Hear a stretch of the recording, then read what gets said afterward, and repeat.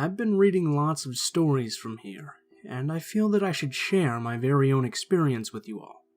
It was something that made me change into who I am today. Some info before that. I'm a Brazilian guy, 20 years old today, but around 12 when this story happened. Just a normal school day. Boring subjects, annoying people, the usual. I come from a good family, with somewhat good financial situations, so at the time I had with me a Motorola V3 cell phone, which was top tier back then. It was pretty uncommon for kids to have one. Every day after school, it would take a while for my father to pick me up with his car, which used to be a silver Mariva. It was also the same car that he used to drive me to school with. That being said, one day, I was waiting for my dad to pick me up, and I did so by playing some new Super Mario Bros. On my DS, which I, of course, took to school. That's when my cell phone rang, and I heard the voice of a somewhat cheery man saying, "Hey Pete, it's your Uncle Paul. I'm here to pick you up for your dad. Come outside." The man said, and I simply answered with okay and left through the gate. The thing is, it was still early. Way earlier than my dad usually picks me up. When I thought about that, I went back inside and waited for another call, and it came fast. "Where are you?" the man asked. I replied with, "Yeah, I don't see you out there." He sighed on the other side, giving me instructions. "I'm with the same blue Corolla that I dropped you today in the morning, Pete. Come on," he said, and hung up. He was getting impatient. My 12-year-old brain processed what was happening and connected the dots. The thing is, I had no uncles with a name that started with P. They were all AS. Also, it couldn't be my mom's brother because he's been dead for a long time now. Last thing was that no one called me Pete, an American nickname, but my family, those being my brother, sister, and parents. I started to get nervous and talked to my friends about it. After all, some of them were still there. Basically all they said was, "Yeah, tell him to go fuck himself." Now, I'm not one that likes to cuss, so I went to the principal for help. On the way there, the man calls again and I pick up. This time he was angry. "Why the fuck are you taking so long, you son of a bitch? Blue Corolla, are you brain dead? Get out here with that stupid video game of yours." And then he hung up. I instantly froze. Thoughts rushed through my head, such as, "They're trying to kidnap me. Is this real?" And so on. I started running to the principal's office. I was getting nervous, and I called my dad, who answered in a hurry. I took a deep breath to not seem scared. "Dad, did you by chance send someone named Paul here to pick me up?" I asked, my heart pounding to hear what I wanted, and that's what I got. "No. Whoever's calling you, don't go outside. I'll be right there," he said and hung up. I went inside the office bursting in tears, asking for someone to get the man that was probably out there waiting for me in a blue Corolla. I gave the teacher and the principal the number he was calling me from, and they called to no avail. I stayed in the office and got another call. This time I picked it up, and my hands were shaking, but I knew he couldn't harm me. "What's taking you so long, you little shit?" he screamed. "Listen, I know you're no uncle of mine. You have no idea which car I come to school in, and you're trying to kidnap me for whatever reason. I'm not going outside," I screamed. "Again," he said quietly. I screamed a what and called him sick and crazy. "You're not coming out again. You've been out. You just know better. Fuck you," he screamed before laughing like a maniac and hanging up. I held my phone in my hands and stared at nothingness for a while, until the teacher and the principal came back, saying that there was no such thing as a blue Corolla outside. Shortly after, my dad arrived, and I was escorted to a taxi with him and the guards. I sat there but did nothing, as my dad talked on the phone to track the number that had been calling, and find someone by the name of Paul. I took the rest of the week off school, and eventually I'd have nightmares about being outside school and getting grabbed. After this happened, I went back to school the next week and instantly joined the Kendo Club in order to know something about self-defense, especially if I got the chance to be armed with something. Years later, my mom and dad divorced. Saw that coming though. After all, when this episode happened, I was living with my older brothers because they didn't want to involve me in their fights. However, once I came back home with my mom, I found out that they divorced because my father had around 5 lovers in 5 different places, and one even called my mom saying, "You won. I tried everything to keep him for me, but you won." Or at least that's what my mother says. I wonder, could all this kidnap be part of a scheme from one of these lovers to steal my dad from us? If it was, then that just makes me uncomfortable to know that a human being is capable of probably killing a kid for whatever they want. Good thing is, today, that I'm 20, a teacher and a regional champion of Kendo, and I've never heard of Paul ever again. But I still wonder what would have happened to me if I didn't have the decency to go back inside and keep looking for him.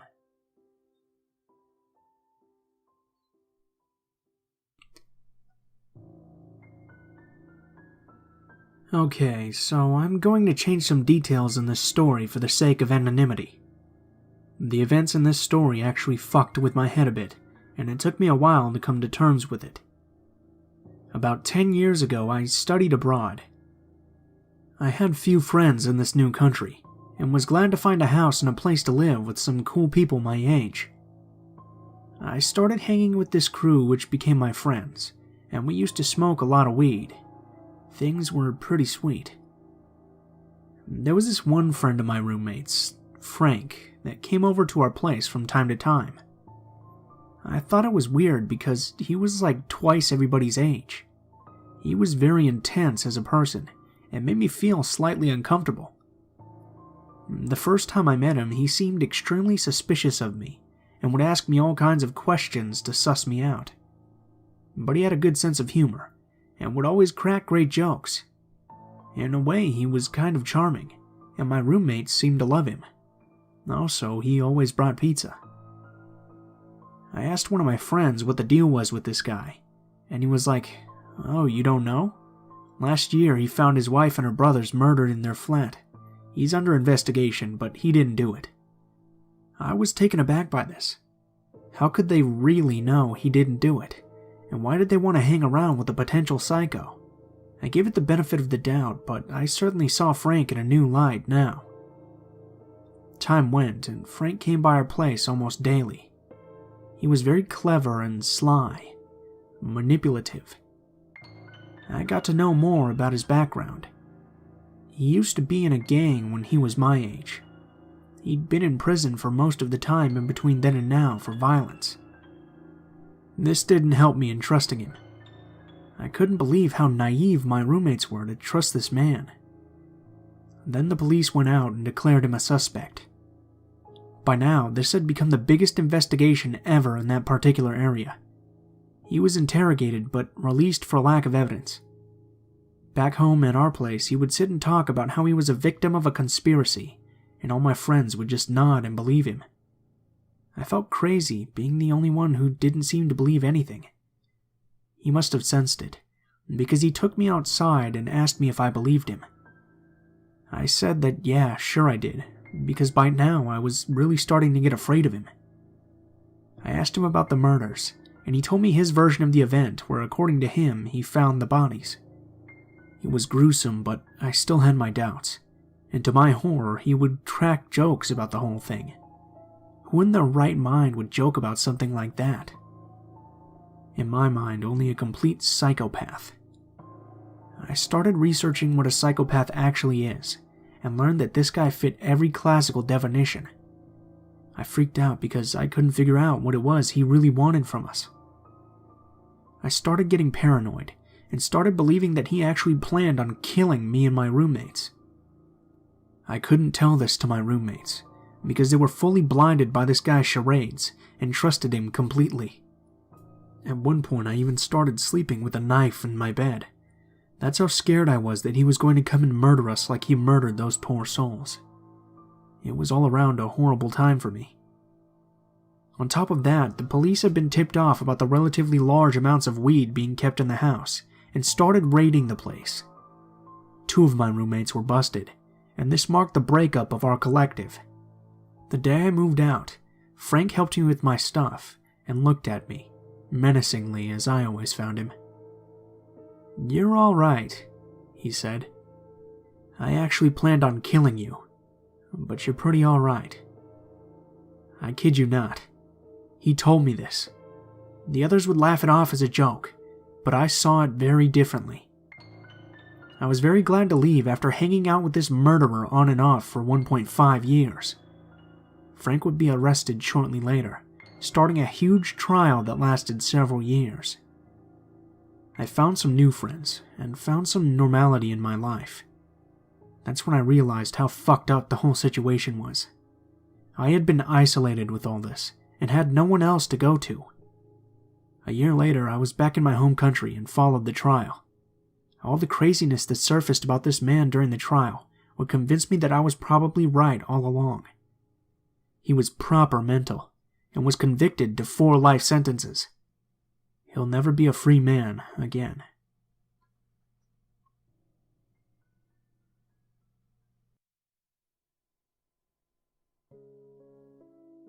I'm new to this Reddit, and this is my first post, but I've been reading a few of these stories for the past few days, and thought I could share one of my own.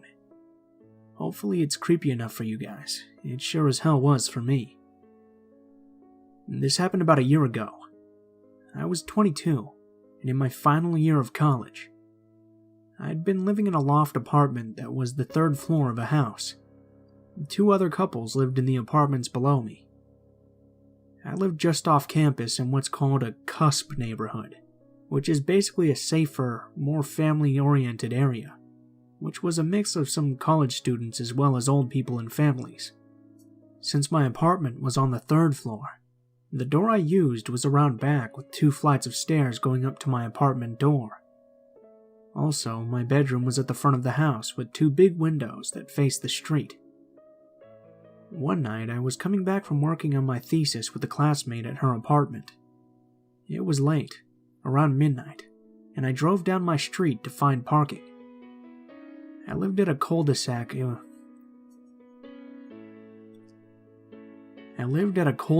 with a dead end, so I turned around when I didn't see parking and decided to park on the main street that ran perpendicular to mine. I had done this many times before, and walked to my apartment late at night on multiple occasions and always felt safe. After I got out of the car and pulled my 2 heavy bags out, I noticed a man standing in the street where mine began. He was about 40 feet away, and his face was sort of covered by shadow, but he was facing me, and I could tell he was staring at me. He seemed to be in his 30s, was wearing regular-looking clothes, and had a dog that looked to be a kind of beagle next to him. Normally, I would just shrug it off as some guy out walking his dog. No biggie. But I still had one of those really bad gut feelings that something was up with this guy, and here's why. First of all, he pretty much seemed to appear out of nowhere. I had been driving down my street and didn't see anyone, nor did I see anyone up or down the street I parked on, and I was actively looking around for a parking space, so I would have seen someone walking down the street. Second, he was just standing there, facing me, and if he were walking his dog, shouldn't he be doing the obvious? Like walking? Then the last thing, that to me was the creepiest, was that he was standing in the middle of the street. Not by one of the sidewalks on either side, but smack in the middle, like he was trying to block it off. I fumbled for my keys to lock my car, and noticed him still standing there staring. I knew I had to walk by him to get to my apartment, so I was starting to get pretty creeped out at this point. Not to mention, his dog was just as frozen as he was, not moving and also staring at me. I sort of half smiled in his direction and said hello pretty loudly, trying to show confidence and that I wasn't scared of him. I started walking as far to the left of the street as I could, on the side that my house was on, making sure my house key was ready to go unlock the door quickly. My house was 4 houses down from the top of the street, and there's a small street lamp in front of my neighbor's house that kept it from being totally dark. The man hadn't said anything in return, and I was avoiding eye contact, trying to look straight ahead. Something possessed me to glance at him, and I wish I hadn't. When I looked to my right, he was grinning at me, and this really sinister-looking grin. The only thing moving was his head as he tried to follow me. I snapped my head back and increased my speed, trying to mentally locate where my phone was in my bag if I had to call 911. When I got to my house, I turned left to take the little path leading to where my door was, and quickly glanced back to see if he was following me. He was directly under my neighbor's street lamp like a spotlight about 15 feet from me, just standing there with his frozen dog still staring and smiling. At this point, I just bolted to my door. It was not well lit by any means, and I couldn't see whether or not he was going to follow me to the door. I unlocked it as fast as I could, slammed it behind me, and deadbolted it shut. I turned off the stairlight because I didn't want him to see me through the window at the second-floor landing and know which floor I lived on. I fumbled up the stairs to my apartment door, unlocked that, and turned off all the lights in my apartment. I crept into my bedroom.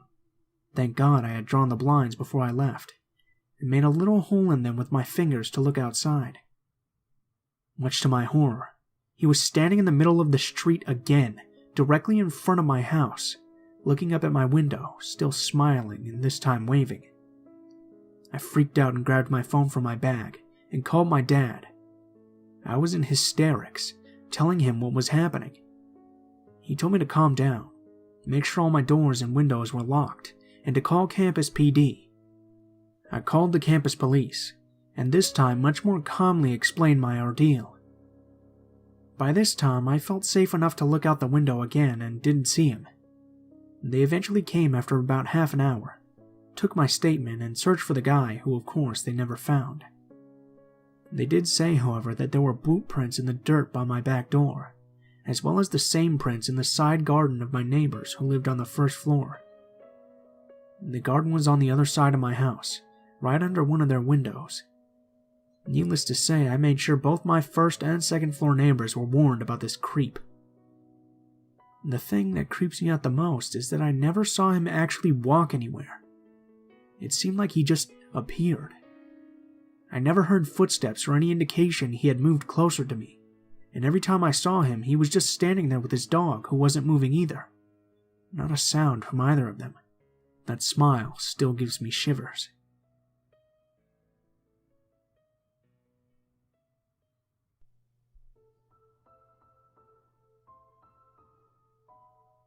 What is up, guys? Blue Spooky here, as always. I just wanted to thank you guys so much for watching, especially if you made it this far to the end of the video. If you guys did enjoy the video, please feel free to leave feedback in the comments below, or perhaps like, share, or subscribe if you feel so inclined. If you have a story you'd like to share, or you'd just like to chat sometime, go ahead and take a look in the description below. There will be links to all of my social media, including my Facebook, Twitter, and Gmail accounts. Go ahead and send me a message on any of those, and I'll try to include your story in a video or respond to your message as soon as possible. If you do decide to send in a story, please be sure to include in the tagline what the name of the story is, what the theme is if it has any, and how you'd like to be credited in the description of the video the story appears in. If you're curious at all about the music used in this video, that is always listed in the description below, by name in the order which it appears in the video, and I'll also have links to the artists as well, if you'd like to check out more of their work. So if you're curious about the music, go ahead and check down there in the description. Last but not least, if you guys have any constructive criticism, please be sure to let me know in the comments below, as I'm always looking for new ways to improve the channel. Thank you guys so much for watching, and I hope you guys have a wonderful day.